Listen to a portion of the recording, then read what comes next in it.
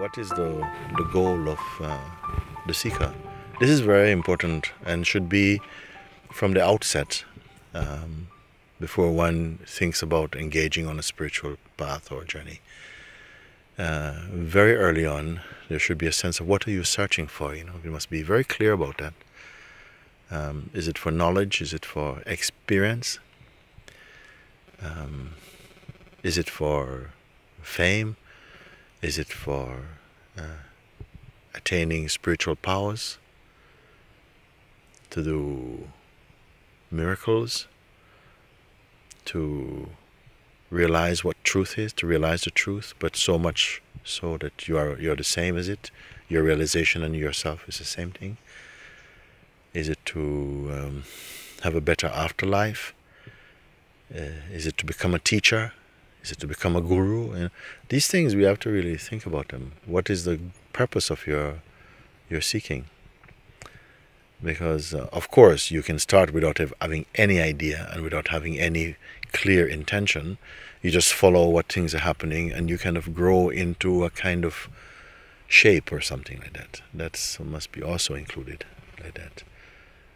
But I feel that for many seekers, after years of practice, if they really were asked, what, do you have an idea what you're searching for?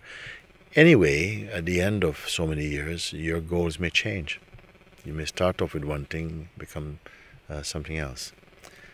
And if you're searching for just experiences, they will come and go, of course.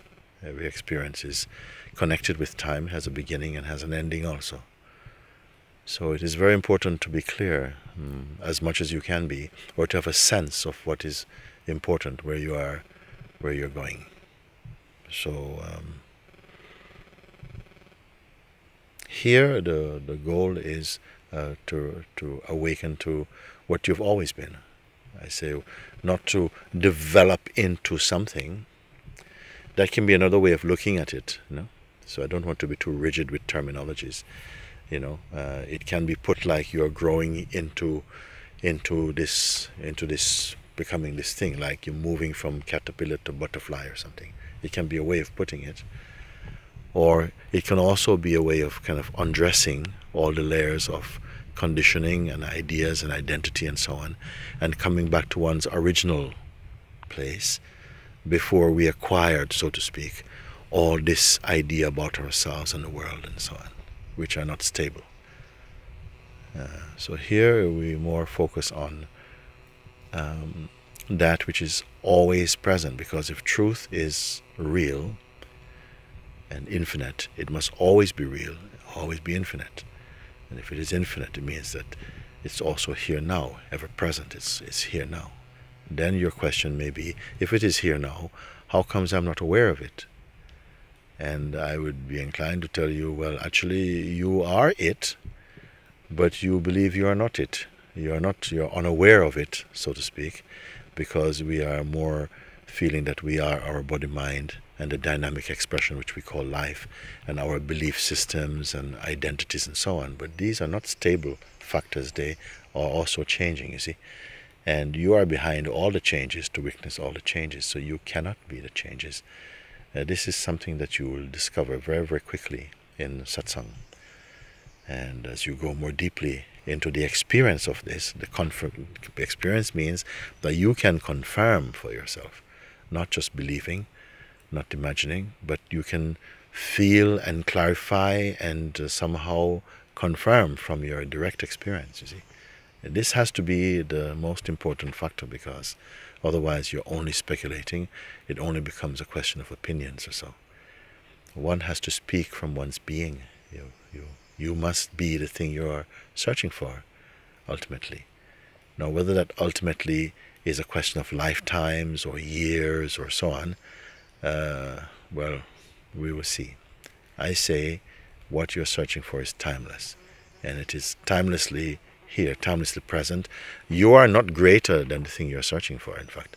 You, the one who is seeking, if you have the notion of yourself as a person, you're not greater than the thing you're seeking.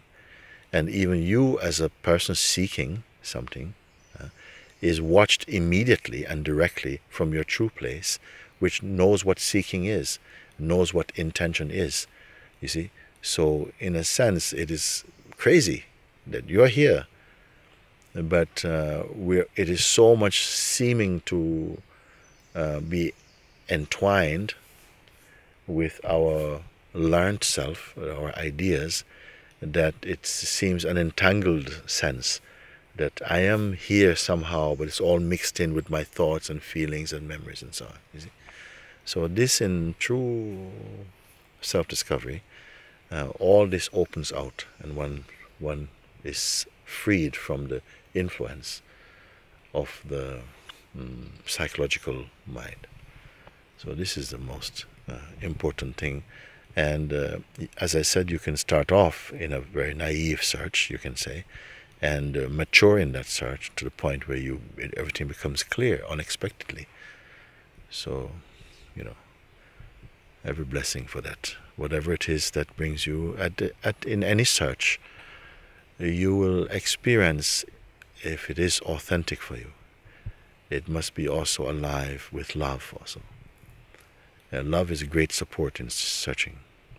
Not love that necessarily need an objective reflection necessarily, but the love which is the joy of being, and the wholeness, the sense of wholeness or unity of being, which arises in this form as love towards all. It doesn't pick and choose like how the sun shines. It doesn't prefer to shine on beautiful flowers and not on a dirty place. It's everywhere equal, you see.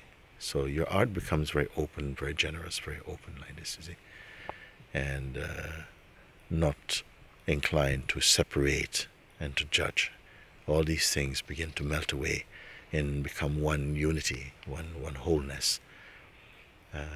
And this wholeness is not about things. It's a spiritual feeling. It's a whole inclusiveness. And it's not things now that we can describe so much with words. And it's good that we cannot describe them with words, because then we will put too much trust, as we have done already, too much trust in words. The words have got to somehow open up in their inner meaning inside, so that the husk of the words are pulled away, and the kernel of the words, which is the soul of the words, they're alive. And in the same way that you drive a car is just a mechanical thing. You drive the car has no soul.